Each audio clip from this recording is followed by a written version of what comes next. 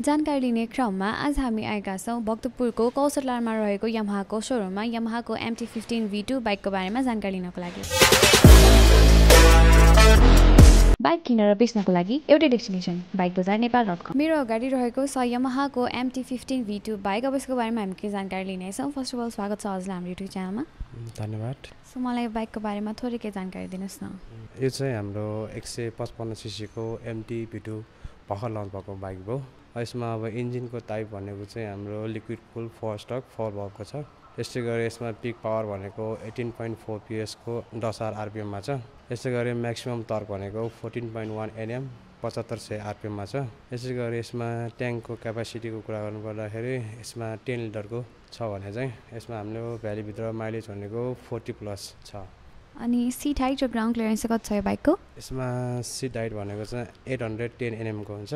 त्यसै गरी ground clearance भनेको चाहिँ 117 mm। अनि गियर बक्स र टप स्पिड चाहिँ कति छ यो बाइकको? गियर बक्स चाहिँ यसमा हाम्रो 6 गियरको हुन्छ। कुनै पनि नयाँ अथवा पुरानो बाइक अथवा स्कुटर किन्न अथवा बेच्नको लागि हाम्रो वेबसाइट www.bikebazar.nepal.com मा जानुहोस् र सजिलोसँग आफ्नो मनपर्ने बाइक अथवा स्कुटरहरूको किनबेच गर्नुहोस्। अनि यसमा टप स्पिड भनेको अहिलेसम्म त यति भनेर थाहा छैन होइन, तै पनि हामीले ट्राई गरेर चाहिँ 135 सम्म चाहिँ गएको छ। अब चाहिँ च्यासिस र सस्पेन्सनको कुरा गरौँ। च्यासिस अनि सस्पेन्सनहरू चाहिँ कसरी भएको छ यो बाइकमा? यसमा च्यासिस भनेको चाहिँ डेल्टा बक्सको हो। अनि यसमा सस्पेन्सनको कुरा गर्नुपर्दाखेरि फ्रन्ट भनेको चाहिँ टेलिस्कोपिक अफसाइड हो। अनि यसो गरेर रियल सस्पेन्सन पछाडिको भनेको चाहिँ लिङ्क टाइप मोनोक्रस युज भएको छ।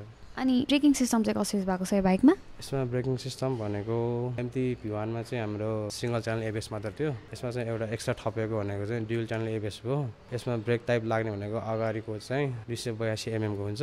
त्यसै गरी पछाडिको चाहिँ 220 mm को हुन्छ। अनि टायरहरूको बारेमा मलाई के भनिदिनुहोस् न। यसमा टायर भनेको चाहिँ हाम्रो रेडियल टायर युज हुने हो। यसमा टायरको साइजको कुरा गर्नुपर्दाखेरि अगाडिको साइज भनेको चाहिँ 180/17 हो। त्यसै गरी पछाडिको चाहिँ 140/70। अनि यो बाइकमा हेडलाइट र टेल लाइट चाहिँ कसरी भएको छ? यसमा LED नै हो।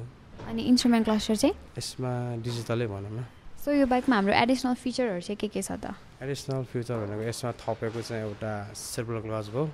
त्यसै गरी ट्र्याक्सन कन्ट्रोल सिस्टम भयो। अर्को भनेको ड्युअल च्यानल ABS हो। अनि यसमा एउटा एक्स्ट्रा भनेको चाहिँ वाइ कनेक्ट भन्ने एप्स पनि छ, जुन चाहिँ तपाईँको फोनबाट कनेक्ट गर्न मिल्यो। सो यो बाइकमा हाम्रो कलर अप्सनहरू चाहिँ कतिवटा आउँछ त? यसमा हाम्रो कलर भनेको अहिलेसम्म नेपालमा आएको चाहिँ एउटा ग्रेमा भयो, अर्को ब्लूमा, अर्को व्हाइटमा, अनि एउटा चाहिँ फुल ब्ल्याकमा। अब चाहिँ प्राइसको कुरा गरौँ। यो बाइकको प्राइस चाहिँ कति छ त अहिले मार्केटमा?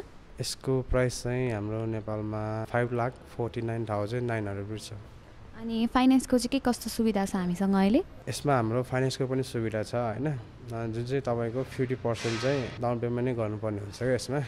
अरू बाइकमा जस्तो चाहिँ हुँदैन। यसमा चाहिँ अलरेडी 50% नै गर्नुपर्ने हुन्छ। अनि त्यसमा चाहिँ तपाईँको ब्याज दर भनेको चाहिँ 13.5% हुन्छ। अनि यो भाका पनि तपाईँको 24 महिनाको हुन्छ, जसमा चाहिँ तपाईँको लगभग महिनामा चाहिँ त्यस्तै 4,000 जति आउँछ। अनि यो फाइनेन्स गर्दा हामीले डकुमेन्टहरू चाहिँ के लिएर आउनुपर्ने हुन्छ? डकुमेन्ट भन्नाले चाहिँ अब यसमा चाहिँ नागरिकता भयो, लाइसेन्स भयो, त्यस्तै गरेर फोटोहरू भयो, बिजुलीको बिलहरू भयो, यस्तै इन्कमहरू खुलाउनु पर्ने हुन्छ। जस्तै कि कुनै व्यवसाय गरेको छ भने चाहिँ प्यान डाटाहरू, कर चुक्ताहरू चाहिने भयो।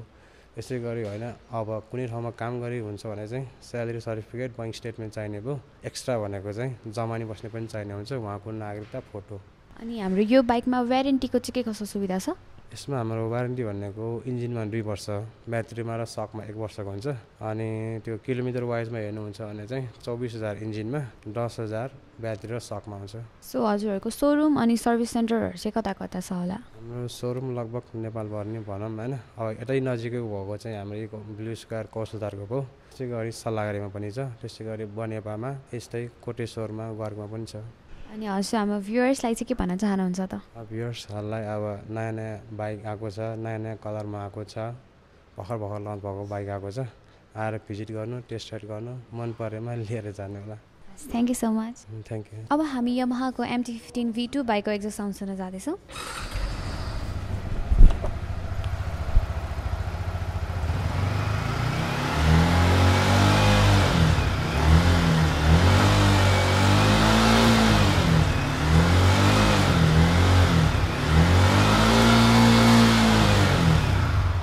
यो थियो यामाहाको MT-15 V2 बाइकको बारेमा पुरै जानकारी। यस्तै हजुरलाई अरू कुनै बाइक अथवा स्कुटरहरूको बारेमा अझै के जानकारी लिन मन छ भने हजुरले हाम्रो कमेन्ट सेक्सनमा गएर कमेन्ट गर्न सक्नुहुन्छ।